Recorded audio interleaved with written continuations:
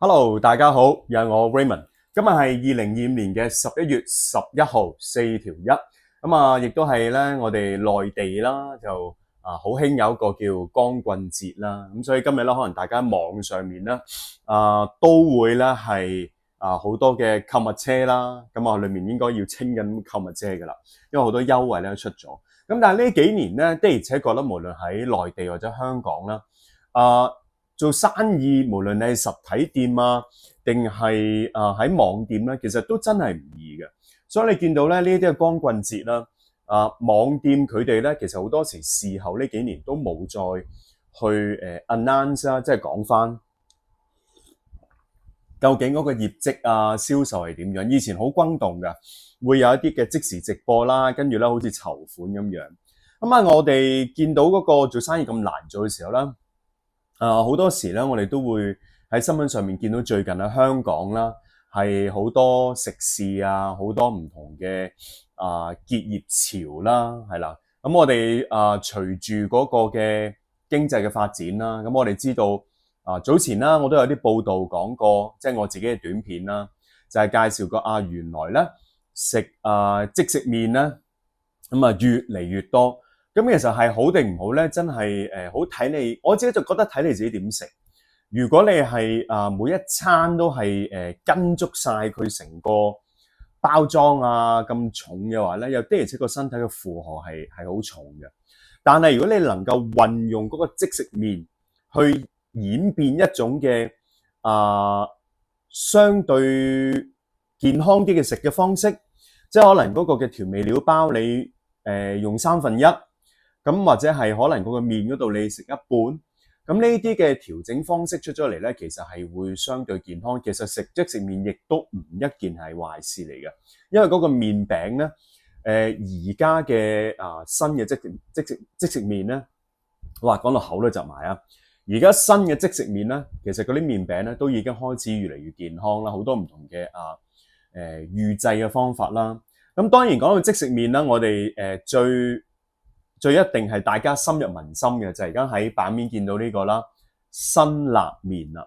咁辛辣麵咧都算係一個我嘅即食麵嘅轉捩點嚟嘅。咁點解咧？因為我自己本身就好中意食出前一丁嘅麻油味嘅。我基本上唔會點改嘅，我都係食嗰隻。自己加啲配料咁樣，我係比較中意嗰種嘅類似東京嘅醬油麻油風味啦。直至到去到係呢一啲嘅辛辣麵出咗嚟之後咧，有多少咧就改變咗我咧食即食麵嗰個嘅態度佢真係幾好食，因為佢辣得嚟咧就唔係淨係好似我哋好多唔同嘅品牌，有時內地品牌得個死辣我叫做死辣，佢係咧有少少菇味有少少蒜葱嘅味。雖然個包粉咧係好簡單嘅啫喎，但係佢的而且確個味咧係帶俾嗰個味蕾嘅成個香氣咧係好飽滿即係我哋如果飲紅酒咧就個 body 咧就好 rich 好厚咁而辛辣麵咧，我咁多年以嚟啦，我自己都有啲以為嘅辛咧係講緊咧佢係辣咁解，因為我哋中文咧辛辣成日都會用。當然就原來唔係啦，咁辛辣麵係只不過係我哋自己香港人中意咁叫。咁韓國人咧，其實喺佢哋咧，同樣辛辣麵都係佢哋嘅國民拉麵啦。咁而佢哋嘅叫法其實就係辛拉麵。咁而韓國文化，如果你有睇好多時韓劇，你都見到咧，佢哋食嘅方法好多嘅。擺落個煲度，跟住裏面可能打隻蛋一啲部隊鍋甚至乎咧就係喺嗰個袋嗰個包裝袋銀色打開咧，裏面可能直接撈嚟食又有啦。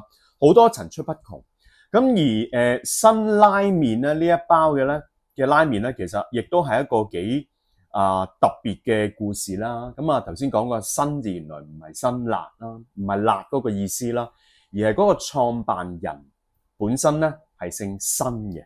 咁所以呢個辛辣麵或者辛拉麵咧，係喺1986年啦，呢個農心集團咧佢成立嘅時候咧，因為新春號本身係姓辛，所以咧佢就將自己嗰個名嘅姓氏咧就拎咗出嚟，就作為呢包麵嘅一個嘅牌子啦。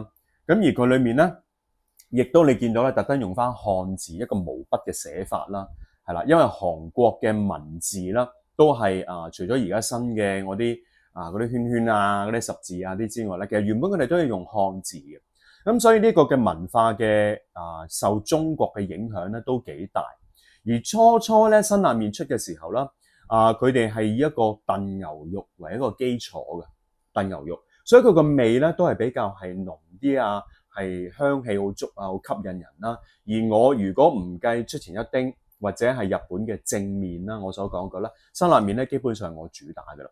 不過呢幾年咧食嘅時候就嗰個口味自己都盡量想淡一啲啦，味粉咧我都未必用晒，甚至乎有時咧我會係想食韓式嘅呢一種嘅拉麵嘅時候啦，我會買另一隻咧，個名我唔識讀啊，係黃色包裝嘅，鮮黃色嘅，咁佢淨係個麵餅就冇嗰個嘅味粉喺度，咁呢個亦都可以咧，等到我只可以調配啦。咁韓國嘅食品喺過段時間就一定係喺香港好盛行啦，由化妝品啦，大家都見到啦，到香港買化妝品嘅時候仲平過你喺韓國買，你唔使喺樂天可能上面嗰個 department store 嘅頂樓啦，搞大冷餐，跟住咧又要白金卡，跟住又要咩卡攞折扣啦。喺香港而家仲平，咁亦都同樣啦。韓國嘅食品好多時你見到香港買咧仲平過喺當地買，所以久而久之咧，我哋作為去旅行韓國嘅時候咧，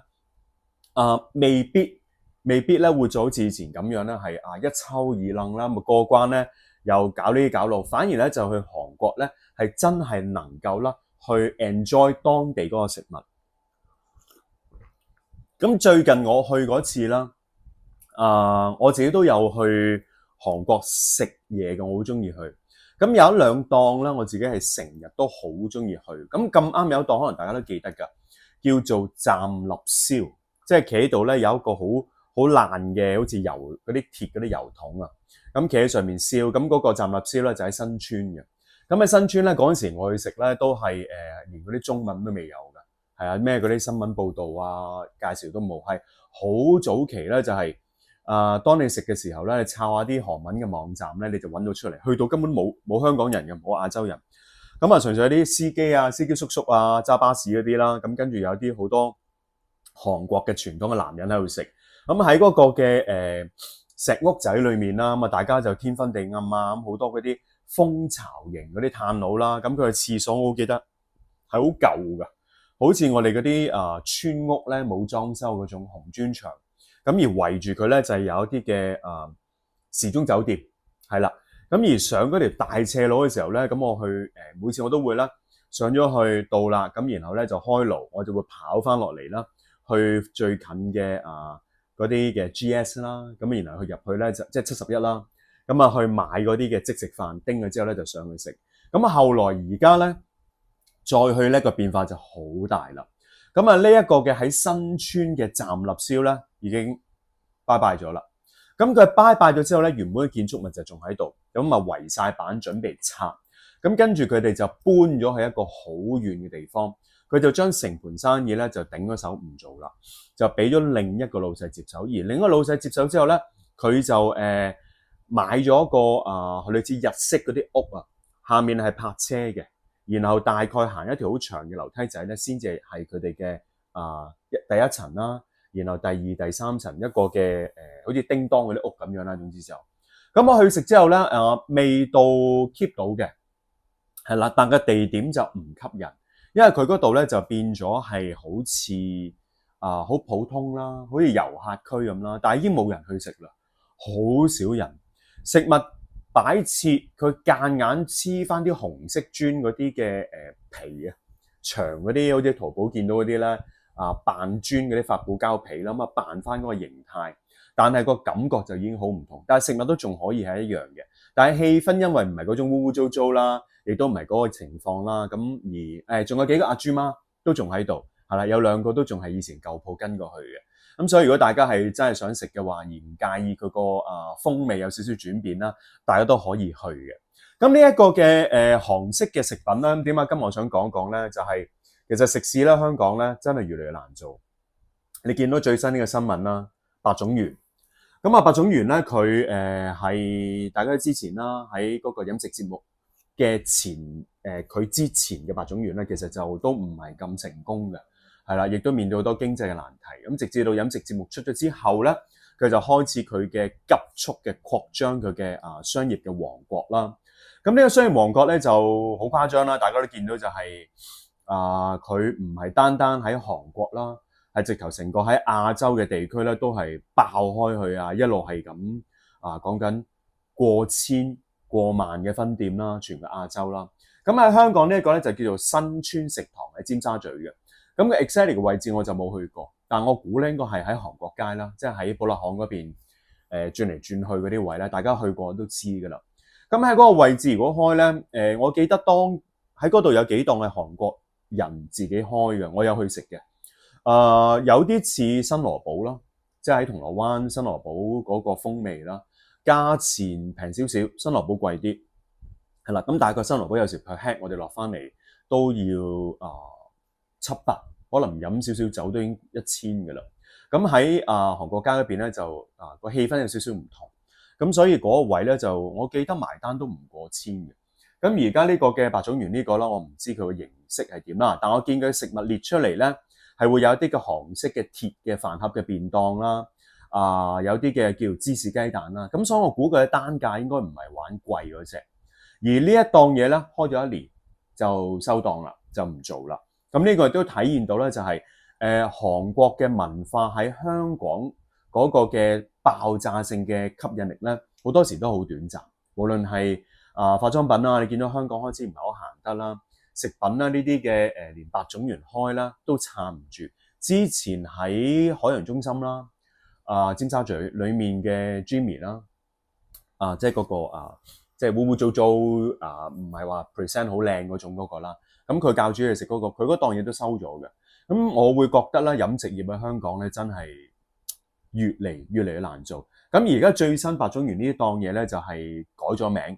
雖然好多人都會讚啦，就話好有 feel 啊，好好點，但係奈何咧，我都好簡單講一句啦，即係平心而論，除非你係約咗朋友特登去食，如果你自己想食嘅話咧，真係你去你屋企附近嘅優品360去阿信屋或者係去唔同嘅一啲凍肉嘅超市啦，你屋企附近一定有嘅，買樽嗰啲嘅嗰啲叫醃肉牛汁啦。或者豬嗰啲汁啦，辣豬汁跟住嗰啲肉買少少嗰啲蒟蒻，好似嗰啲韓式粉絲其實已經咧8、9成一樣，因為個味唔係變離得太遠。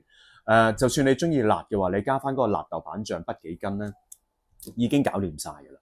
所以我認為呢一個咧，反而係最主要嘅死因咧，就係韓國嘅食品喺香港嗰個滲透性，嗰個原材料嘅食材咧，就實在太過犀利啊！所以變咗佢唔需要話太複雜嘅嘢咧，屋企已經10分鐘、15分鐘已經搞掂晒。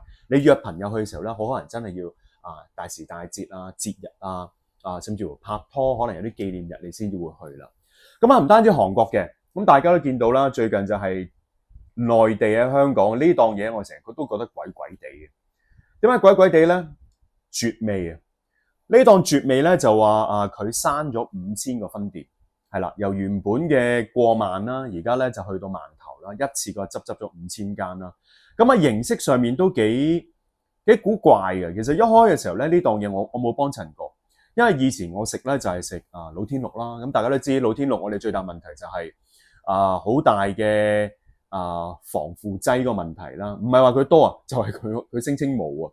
所以喺台灣我哋去完旅行可以買翻嚟嘅時候咧，就已經1、2日就打柴啦，就已經變壞，就要食得好急。而第二就係呢一種嘅內臟叫做一啲嘅鴨嘅家禽類嘅周邊嘅配件叫做。其實呢啲食物咧，我又普普通通啦，因為都醃製得好犀利嘅。通常就醃得好濃味啦，你會發覺包裝真空。總之就係一啲唔係好健康嘅食品，即係過下口癮啦。咁我就冇乜太大習慣。而家呢個嘅絕味啦，106,600 1606得翻1萬頭由初咧係16000，而家得翻1萬啦，籠統啲，一次過執咗5000。咁裡面嘅數字其實佢啲做生意咧，我就覺得不可盡信嘅啦，因為我行出行入我都唔覺得有咩人買。內地我就冇留意，至少喺香港咧，我見到咧好似十室九空嘅。通常呢啲咧就有啲似以前嗰個梳頭嗰個咧嗰個牌子一樣嘅，喺地鐵站你見到又開到成行成市㗎。咩木匠嗰個咧，其實都係同一個原理嚟嘅，係啦。你發現呢啲咧都係為咗上市啊，即係骨水啊、割韭菜呢啲咧，我通常都唔敢。我都唔係唔敢，我真係唔會食咯，係啦。可能屋企人會食嘅時候，可能買少少，但係 so far我哋都冇，係啦。